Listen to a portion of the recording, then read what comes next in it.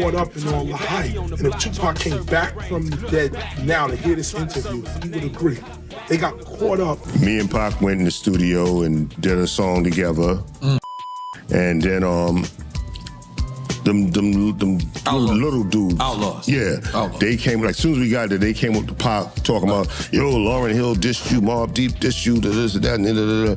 So then Pac went in the studio and started writing about, I think it might have been that, I think it was. Yeah. Welcome back to Fame Drop. KRS-One is clearing the air about Big Daddy Kane and Tupac. And trust me, most people got the story all twisted. He made it crystal clear that Kane and Pac were never enemies. The truth? They actually respected each other. So why did it always feel like the industry was painting them as rivals? Simple.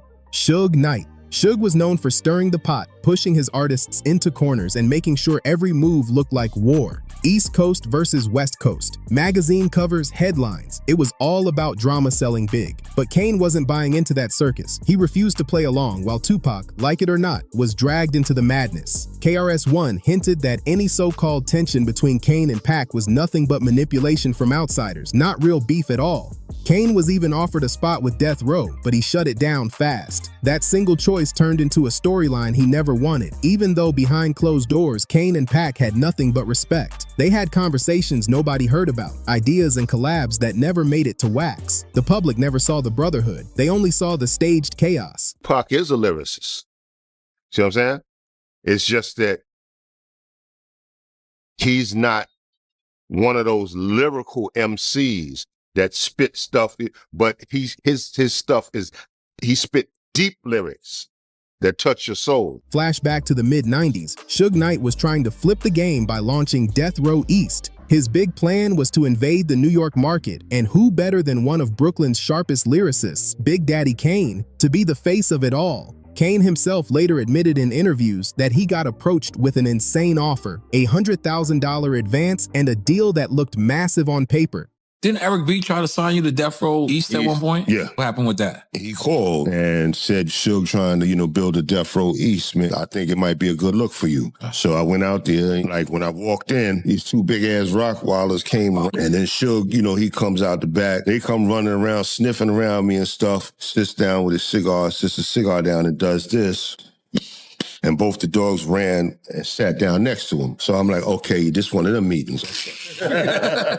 He said, well, what you want? A $400,000 advance. Why you ain't just simply say $500,000? Man, you Big Daddy Kane, man. I can't see myself signing you for less than $1 million. I gotta give you $1 million. He's like, you already a household name. But then he was like, well, yo, look, I don't know how you doing financially, but if you want, I can just give you $100K in the morning. That's when I knew it was time to go. I was like, you just gonna give me $100,000 with no agreement? Nah, I was like, I'll let you know tomorrow.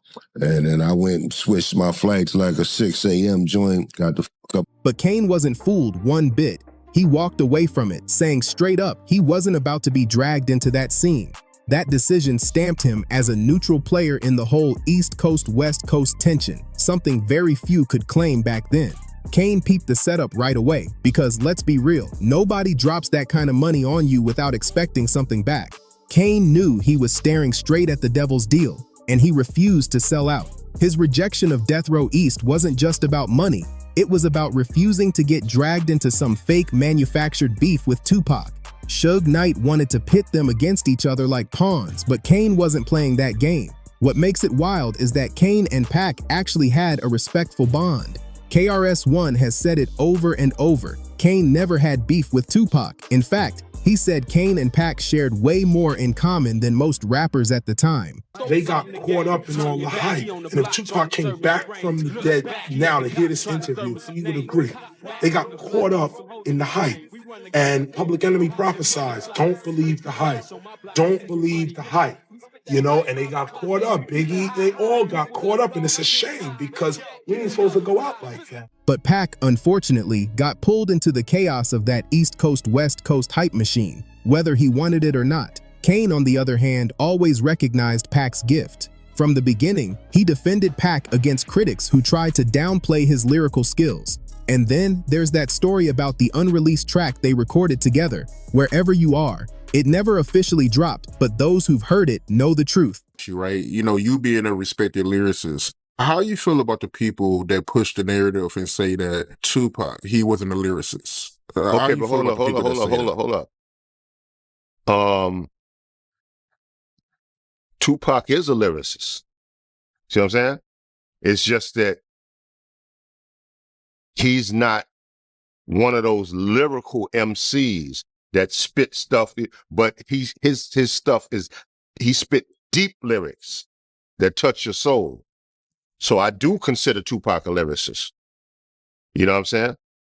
Even though his stuff is about substance, I do consider him a lyricist, because it's like this here.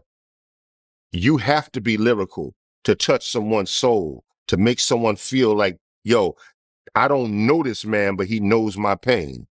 You see what I'm saying? So I do consider Tupac a lyricist. I would never. Anyone doubting Pac's lyricism needs to listen, because he went bar for bar with a legend like Kane and held his own. But the connection between Kane and Pac didn't stop with music. It ran deeper. Both of them were drawn to the teachings of the 5% Nation, also known as the Nation of Gods and Earths. This movement, born in Harlem in the 1960s, carried powerful messages that Black people are the original people of the planet, and true strength comes from knowledge of self. You can't say it's an East Coast, West Coast rivalry, number one. People were starting to say it's an East Coast, West Coast rivalry because it was people that's trying to make money. It was true people trying to make careers. It was people trying to get famous. It was people hustling other people out of money on the East Coast. You don't have no team. You need us. We from the East Coast. Pay us X amount of dollars for protection. And some of these idiots was doing it. For us, how we looked at it is, we looked at it as we representing the West Coast. Kane tapped into it way back in the 80s, and it shaped his pen heavy. His rhymes often dropped jewels from the teachings, like Supreme Mathematics and the Supreme Alphabet, stuff that added depth and edge to his verses. If you knew the background, it hit on a whole other level. If you didn't, it just made his lyrics sound sharper, smarter, and more thought-provoking than most. Even in tracks like The Wrath of Kane, you can catch Kane dropping knowledge connected to the 5% Nation. Those teachings were in his DNA, and he let them bleed into the music with clever wordplay and coded wisdom. This place, this institution can never side with, come under, understand the exploitation of our culture. Never will you ever see me standing in the environment where our culture is being exploited. Or if you do see me there, the next moment this thing's gonna fall. I'm there to bring this shit down. If you see me in a situation like that, you should say, yo, watch out. Something's about to happen. Turn your cameras on. Something's about to go down. Why is Chris here? Why is he here? Something's about to, he gonna say some shit right now that is gonna, Now Pac's connection to the 5% Nation, a little different. He wasn't officially initiated, but back in his Baltimore days, he was exposed to the lessons. And through his mother, Afeni Shakur, a proud former Black Panther, he soaked up the spirit of revolution early. That fire shaped him, and it showed in everything he did, his interviews, his speeches, his rhymes. That's a problem with Death Row and Suge Knight and Snoop and Tupac against me. It's a war. That's the most craziest thing I ever heard of in my life. I get no stripes for slapping a female. I don't hit women. Or I'm a prayer on the week. So how I'm a war with a guy who ain't no man? I don't have nothing against nobody out there who doing their thing. You doing your thing, you do it. But don't do an interview and say, well, the biggest war is between Death Row and my company. Death Row on a whole nother level. If they had a problem with us, we don't have a problem with nobody. Everybody know where we're at 24/7, either at the studio or at the office. If there's an event going on, we're going to be the first ones in the front row having fun. At the Super Bowl, we're going to be there betting, cheering.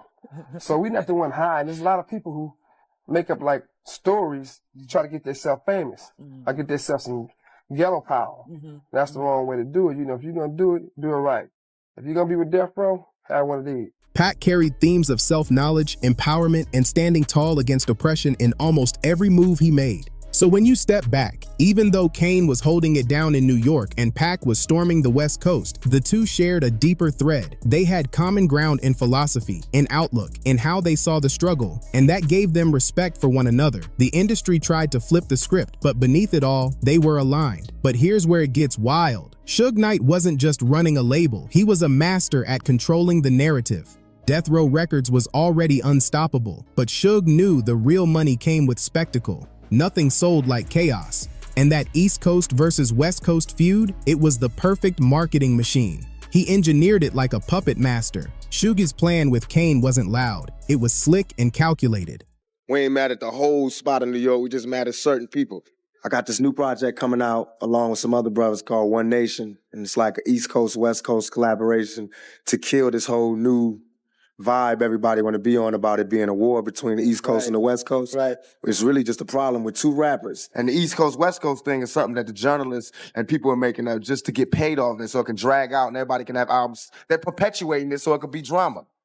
When it all go down, don't look at me and Biggie and be like, why is there a big East Coast, West Coast war when you're shooting this to 300 homes, 300 countries, telling them about an East Coast, West Coast war that they would never know exists. So that's where information becomes a problem. By sliding Kane an offer from Death Row East, he was basically trying to pull one of New York's most respected lyricists into the West Coast spotlight. Kane saying no didn't just keep him free from the contract, it made him unpredictable.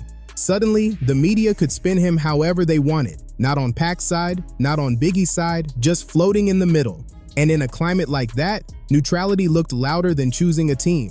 Pac, though, he never had the luxury of neutrality. The second he signed with Death Row, he became Suge's poster child. His brand was the feud. Magazines, TV shows, radio, they all amplified it. Pac was fiery by nature, but a lot of those so-called rivalries, manufactured, exaggerated, and pushed by the label itself.